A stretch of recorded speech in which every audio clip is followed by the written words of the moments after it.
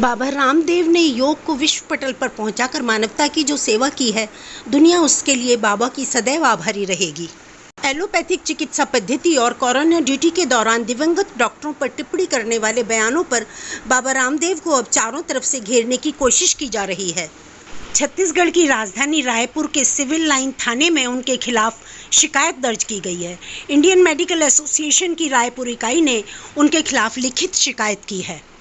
IMA ने कहा है कि केंद्रीय स्वास्थ्य मंत्री डॉक्टर हर्षवर्धन, जो खुद आधुनिक चिकित्सा पद्धति एलोपैथी के डॉक्टर रह चुके हैं और स्वास्थ्य मंत्रालय के प्रमुख हैं, वे या तो इन सज्जन की चुनौती और आरोप स्वीकार करें और आधुनिक चिकित्सा की सुविधाओं को भंग कर दें, या ऐसी अवैज्ञानिक बातों से लाखों लोगों को बचाने के लिए उन पर महामारी कानून के तहत मुकदमा दर्ज करें।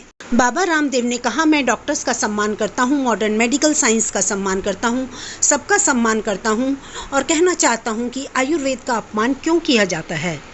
बाबा रामदेव ने फार्मा कंपनियों से हड़कंप मचाने वाले 25 सवाल पूछे हैं, जिनसे बाबा रामदेव ने विभिन्न लाइलाज बीमारियों का नाम लेकर सवाल उठाया है कि क्या एलोपैथी के पास इसका कोई परमानेंट सॉल्यूशन है। इन प्रश्नों को पूछकर बाबा रामदेव ने जिस साहस का परिचय दिया है, वह रातों रात पैदा नहीं होता।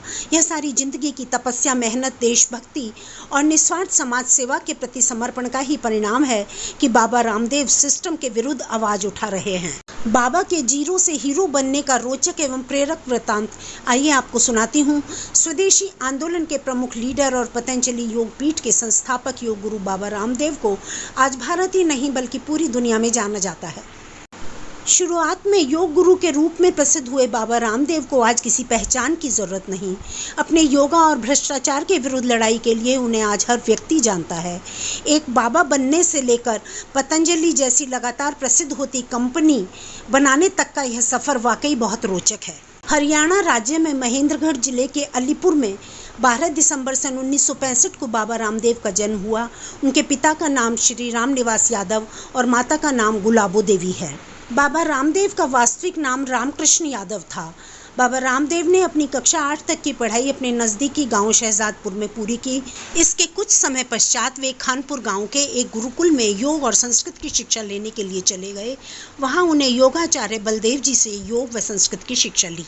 बचपन में बाबा रामदेव के साथ एक ऐसी घटना घटी जिस कारण वे योग की ओर आकर्षित हुए।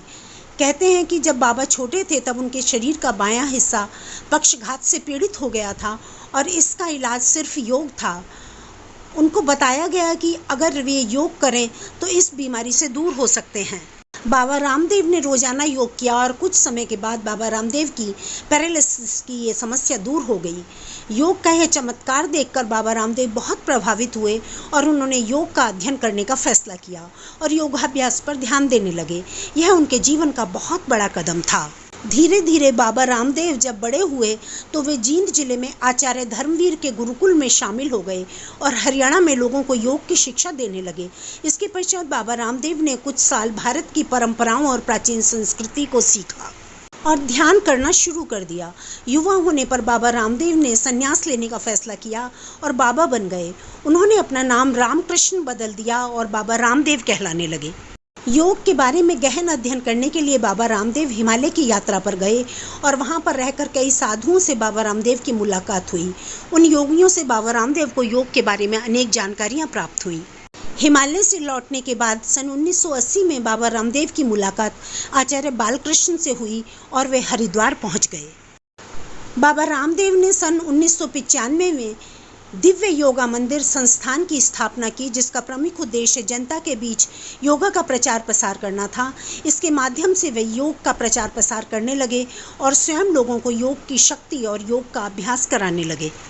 धीरे धीरे बाबा के साथ बहुत से लोग जुड़े और वे अपना शिविर लगाकर लोगों को योग की शिक्षा देने लगे। इसी बीच सन 2003 में बाबा रामदेव के साथ आस्था चैनल जुड़ गया, जो बाबा रामदेव के योग शिविर का प्रसारण लाइव टेलीविज़न पर देने लगा। ये बाबा के जीवन का एक बहुत ही बड़ा टर्निंग पॉइंट था, जिससे योग घर घर पहुंचने लगा। यह पहला मौका था जब देश की अधिकांश जनता को योग के बारे में जानकारी प्राप्त हुई। ग्रामीण क्षेत्रों में लोग इससे पहले योग के बारे में बहुत कम जानकारी रखते थे। बाबा रामदेव के योगाभ्यास को देखकर लोगों ने योग सीखना शुरू कर दिया। यह योग के क्षेत्र में एक बहुत बड़ी क्रांति थी, जिसका नतीजा यह हुआ कि आस्था चैनल बहुत प्रसिद्ध होने लगा और बाबा रामदेव को फॉलो करने वालों की संख्या दिन रात बढ़ती चली गई। बाबा रामदेव का योग लाखों लोग देखने लग गए थे और उसका प्रचार प्रसार देश के अलावा विदेशों में भी होने लगा। यह वह समय था जब बाबा रामदेव लाखों लोगों तक एक साथ जुड़े और बहुत ही लोकप्रिय हो गए। इसके बाद बाबा रामदेव ने योग का प्रसार अमेरिका व इंग्लैंड जैसे देशों में भी किया। बाबा रामदेव कहते हैं कि योग वह शक्ति है जिससे पूरा देश स्वस्थ बन सकता है। 21 जून को पूरे विश्व में अंतर्राष्ट्रीय योग दिवस के रूप में मनाने के लिए बाबा रामदेव ने प्रमुख भूमिका निभाई थी। योग और आयुर्वेद को दुनिया भर में बढ़ावा देने के लिए सन 2006 में बाबा रामदेव ने हरिद्वार उत्तराखंड में पतंजलि योग पीठ की स्थापना की। बाबा रामदेव ने इस संस्थान का नाम महान योगी महर्षि पतंजलि के नाम पर रखा। यह संस्थान भारत का सबसे बड़ा योग संस्थान है तथा यहाँ पर पतंजलि यूनिवर्सिटी भी है। पतंजलि संस्थान पूरे 20 एकड़ में फैला हुआ है, जिसमें 10,000 तक मरीज रह सकते हैं।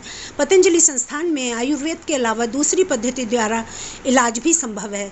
पतंजलि की शाखाएं कई देशों में फैली हैं, जिसमें अमेरिका, कनाडा, नेपाल आदि देश भी शामिल हैं।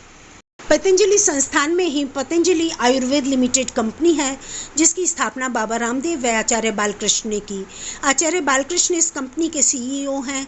पतंजलि का कारोबार दिनों दिन बढ़ता जा रहा है। पतंजलि के पूरे देश में 4000 से भी ज़्यादा रिटेल आउटलेट हैं, जिसमें पतंजलि की सारी सामग्री उपलब्ध है। जब से पतंजलि ने अपने प्रोडक्ट्स की मार्केटिंग टेलीविज़न से की है तथा उसके विज्ञापन आने लगे हैं, तब से पतंजलि को हर घर में पहचान मिली है और लोग पतंजलि के प्रोडक्ट्स के बारे में जानने लगे हैं।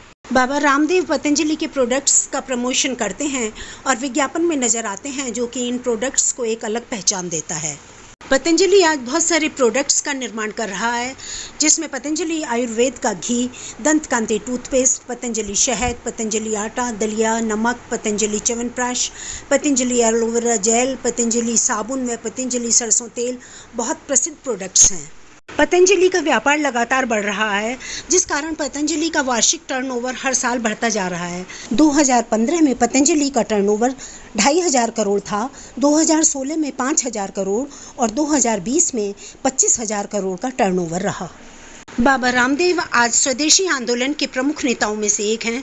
बाबा रामदेव कहते हैं कि अपने देश में बनी वस्तुओं को खरीदें और प्रयोग करें। विदेशी व्यवसाय भारत में आकर सारा धन विदेशों को ले जा रहे हैं। इस कारण बाबा रामदेव आज पतंजलि के माध्यम से शुद्ध और गुणवत्ता युक्त नए नए प्रोडक्ट्स को बनाने में लगे हुए हैं, जो आयुर्वेदिक होने के साथ साथ ही सेहत के लिए बहुत फायदेमंद भी हैं। शुरुआत से ही बाबा रामदेव को भ्रष्टाचारियों से बहुत नफरत है और वे भ्रष्टाचार को बिल्कुल भी पसंद नहीं करते, जिस कारण बाबा रामदेव ने भ्रष्टाचार के खिलाफ जंग छेड़ी हुई है। बाबा ने समय समय पर अपने शिविरों के माध्यम से और कई बार प्रेस के सामने भ्रष्टाचार के विरुद्ध जोरदार आवाज उठाई है। अन्ना हजारे द्वारा लोकपाल के लिए किए गए अनशन में बाबा रामदेव ने अन्ना हजारे का साथ दिया था।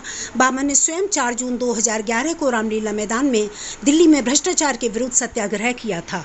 बाबा रामदेव काले धन का विरोध करते हैं और हर सरकार पर काले धन के लिए दबाव बनाते हैं। बाबा रामदेव कहते हैं कि जब तक विदेशों से काला धन भारत वापस नहीं आएगा, वह इसके लिए कोशिश करते रहेंगे। आज देश की जनता के करोड़ों रुपए विदेशी बैंकों में जमा हैं, जो अगर देश को वापस मिल जाएं तो देश का काफ़ी विकास हो सकता है। बाबा रामदेव लगातार ब्लैक मनी वापस लाने और भ्रष्टाचार मिटाने के लिए लगे हुए हैं। अब हर प्रतिष्ठित और जाने माने व्यक्ति के साथ मंच साझा करते हुए बाबा रामदेव को देखा जा सकता है। बाबा के सोशल मीडिया पर बहुत बड़ी संख्या में फॉलोअर्स हैं और बाबा को यह कहने वाले भी अनगिनत हैं कि बाबा आपने हमें नया जीवन दिया, अब योग और प्राणायाम से मैं बिल्कुल ठीक हूँ। इस स्टेटमेंट के साथ जुड़े होते हैं उनकी अनेक बीमारियों के नाम और साथ में उन व्यक्तियों के नाम जो कि इसको अनुभव कर चुके हैं, और ऐसे ही नामों में से मेरा नाम भी एक है। आज देश को ऐसे ही साहसी, उत्साह से भरे हुए और निडर व्यक्ति के द्वारा आवाज़ उठाने की आवश्यकता है। हालांकि एलोपैथी के महत्व और गुणवत्ता को नकारा नहीं जा सकता, हरगिज खारिज नहीं किया जा सकता, लेकिन फार्मा कंपनीज के द्वारा फैलाए गए मायाजाल में फंसे आम आदमी को सुकून की सांस ले पाने के लिए उस बड़ी लॉबी को आईना दिखाने के लिए कोई तो चाहिए था, और बाबा रामदेव ने वह कर दिखाया। अब समय की मांग है कि आयुर्वेद और एलोपैथी अपने अपने स्तर पर जन कल्याण में जुट जाएं और चिकित्सा तंत्र में जो कमियां हैं उन्हें जड़ से उखाड़ फेंकें। यदि आपको ये वीडियो अच्छा लगा तो लाइक करें और अपने फ्रेंड्स के साथ शेयर करें।